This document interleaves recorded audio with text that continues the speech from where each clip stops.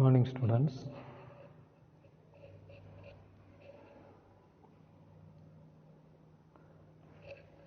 Welcome to our 8th semester.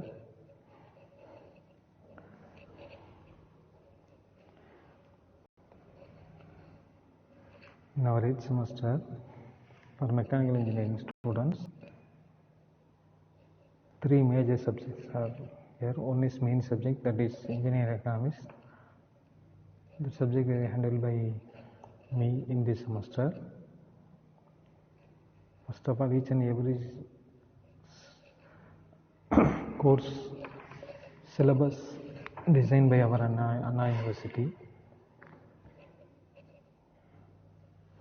In this semester, we must study about this subject because this is the main subject for your curriculum.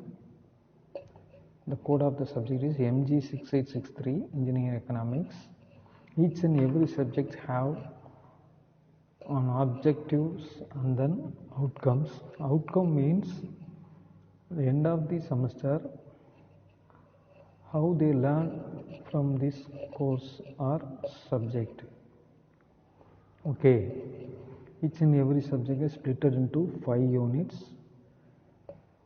As usual, already you know about that. And then first unit is introduction to economics, and then second unit is value engineering, third unit is cash flow, fourth unit is replacement and maintenance analysis, and then fifth unit is depreciation. These are the split up of the units.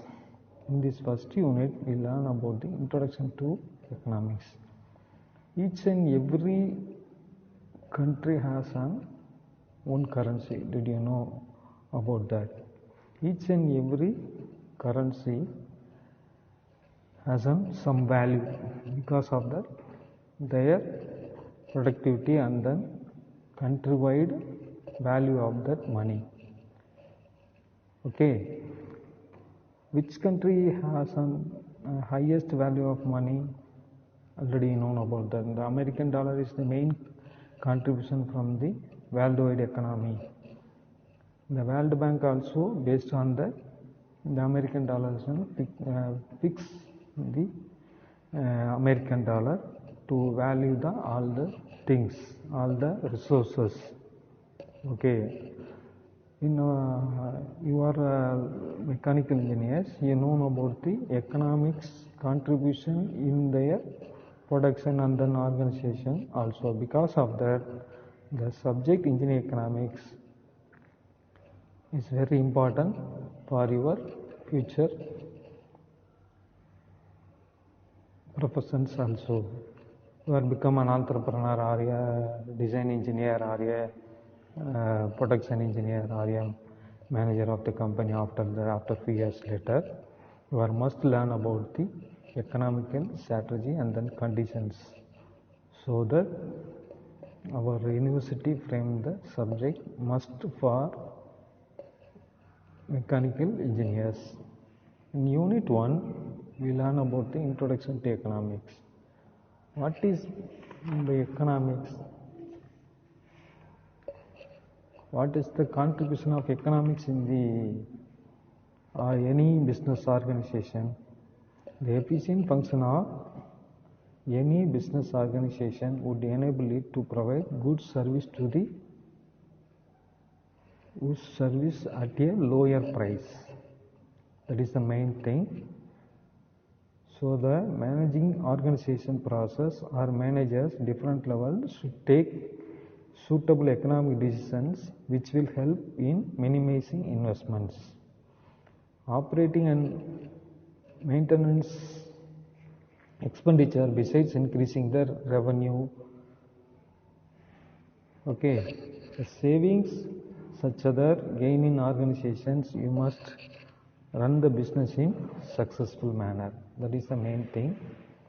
In this chapter, we discuss about the elements of economics and the inflation between the components. It is followed by an analysis also. First of all, you know about what is economics. So many economists and then scientists and then business people frame some phrases about the economics. Simply we know about the economics means it is a study of economic problems of the people concerning production, consumption, exchange and distribution of wealth. That's all. Okay. The Lionel Robbins defines economics as science which studies human behavior as a relationship between ends and scarce which have alternate means. In ancient days, we are transfer the goods to one goods. That is the first transaction between the peoples and then others. The ancient peoples are hunting the animals and then take their foods, and then revolutionaries taken place, and then so many industrial revolutions are adopted, and then 19th century, from the 19th century we fix one currency of each and every country and then follow their money based economy. Okay, you already known about that, just I recall it. And then what are the economic goals as follows? Each and every product or goods have some price. You pay the money and then get the goods from the business peoples.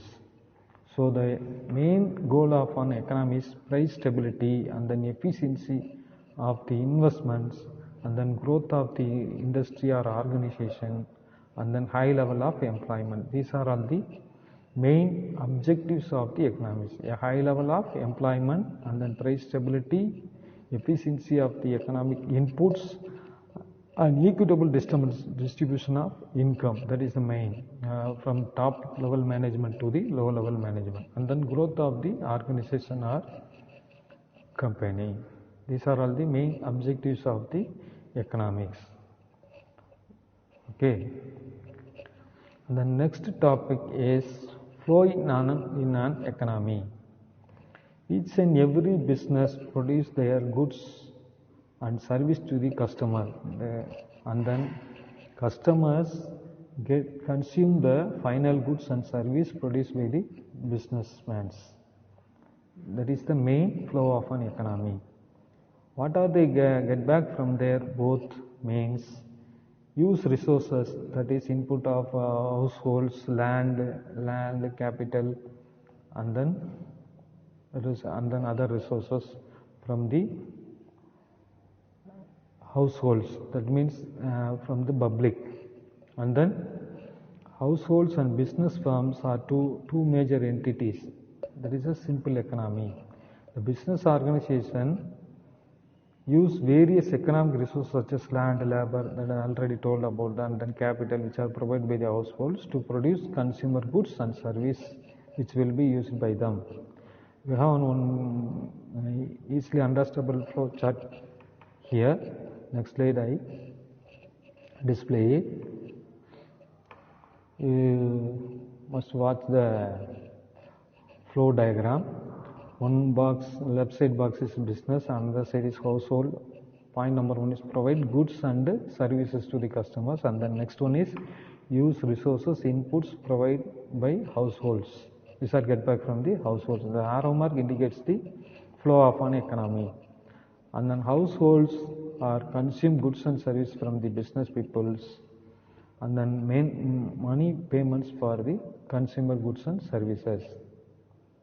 Okay, these are the main flow of economy from the business people to the households and then households to the business people. What are the economic sources from the public to the businessman is land, labor and capital. What are they get back from the business people to the household is to provide the goods and service to the customers. These are the main flow of non-economy. And then you must learn about the law of supply and demand. What is meant by supply? What is meant by demand? Each and every product have a demand and based on the customer needs.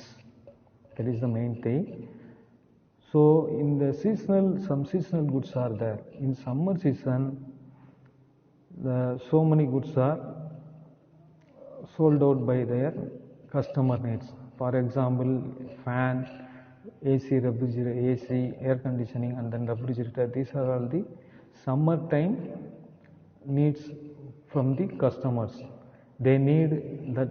They need these type of things on that summer season. In the winter season, the customers want only their woolen cloths and then mufflers and then heaters, water heaters. These are all the goods want from the customers in the winter season. So the seasonal goods are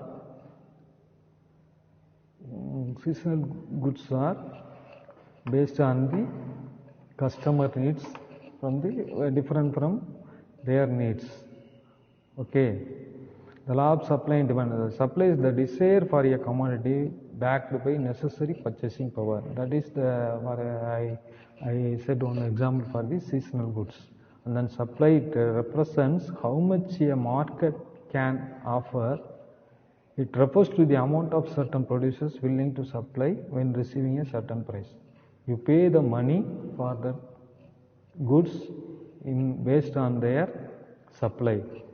Each and every year, the onion get demand from the suppliers end, and then consumers end. Each and every year, that is the main, the best example of the supply and demand. Onion and then seasonal goods also. Okay. What is the law of safety? The law of safety means it said that the quantity of a commodity supplied varies directly with the price other determinant of supply remaining constants. Okay. The producers will